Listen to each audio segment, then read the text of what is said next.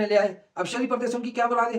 अब खावंद का भाई आ गया तो ठीक, खावंद का चचाजाद भाई आ गया तो ठीक, लेकिन अगर लड़की की तरफ से लड़की का मामूजाद भाई आ गया, खालाजाद चचाजाद कोई आ गया, ये क्यों आया था?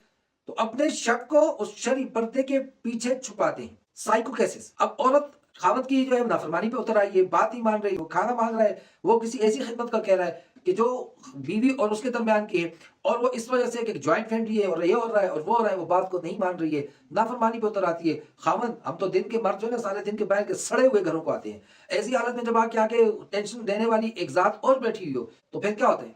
फिर गुस्सा, फिर लड़ाई झगड़ा, मारपीट और इलाजी। इसलिए तो आप सल्लल्लाहु अलैहि वसल्लम ने फरमाया, दुनिया कुल्लुहा मताअ व खैरुल मताअ अल-मरअतु सालिहा। दुनिया सारी की सारी नफे की जगह और सबसे बेहतरीन नफा वो नेक बीवी है। तो जनाब, बेवा के पर्दे में और शादीशुदा या कुंवारी, इनके पर्दों में कोई फर्क नहीं है। बेवा के लिए सिर्फ एक शर्त आता है कि वो रात भर नहीं गुजारेगी और वो खामद के घर के अंदर अपनी इद्दत पूरी करेगी।